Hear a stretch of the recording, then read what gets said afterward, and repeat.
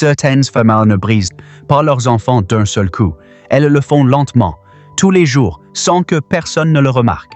Giants Being Lonely, sorti en 2019, est un film qui ne crie pas, il murmure. Et c'est précisément pour ça qu'il fait si mal. Deux jeunes hommes, même équipe de baseball, deux destins qui n'auraient jamais dû se croiser aussi violemment.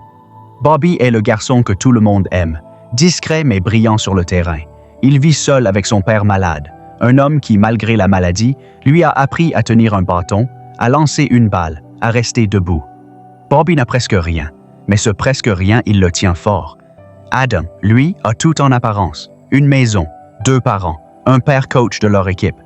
Mais derrière cette façade, il y a un silence lourd, une mère qui pleure sans raison apparente, un père qui ne voit en son fils qu'un athlète à façonner. Jamais un être humain à aimer. C'est là que le film pose sa première vérité. L'absence d'amour dans une maison bien rangée peut être plus destructrice que la misère dans une maison brisée. Adam essaie. Il s'entraîne. Il observe Caroline de loin, cette fille qui lui sourit et qui représente peut-être sa seule chance d'exister en dehors du regard de son père. Il veut l'inviter au bal de fin d'année.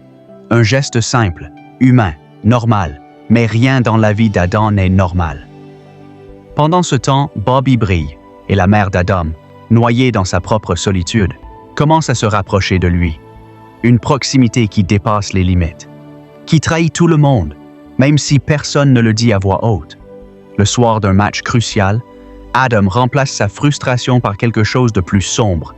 Il glisse une substance dans la boisson de Bobby, pour le faire chuter, pour voler sa place, pour exister enfin. Mais Bobby joue mieux que jamais. Il vomit sur le bord du terrain et revient. Il est le héros du soir. Adam, lui, devient la honte de son père devant tout le monde. Ce moment est révélateur de quelque chose que la psychologie nomme la dépossession identitaire. Quand un individu ne sait plus qui il est en dehors du regard de ceux qui le jugent. Adam n'a pas essayé de détruire Bobby par jalousie pure. Il a essayé de récupérer une identité que son père lui avait volée depuis des années. Le soir du bal, Adam demande la permission. Son père refuse, encore une fois, sans raison valable, juste pour imposer son autorité. Parce que c'est la seule façon qu'il connaît d'aimer. Adam part seul, le visage fermé. Caroline l'attend.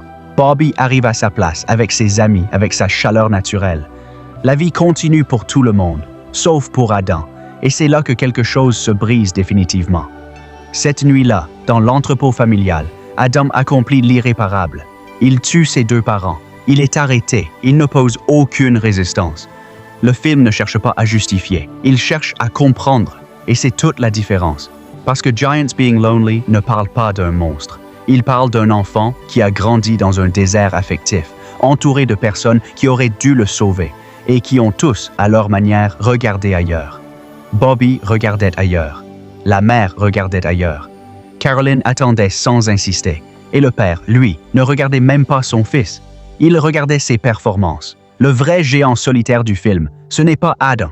C'est la violence silencieuse que les adultes exercent sur leurs enfants quand ils confondent discipline et domination. Quand ils oublient que derrière chaque jeune en colère, il y a un enfant qui a longtemps tendu la main. Alors je vous pose la question. Dans votre vie, y a-t-il quelqu'un autour de vous qui tend la main et que vous n'avez peut-être pas encore vu?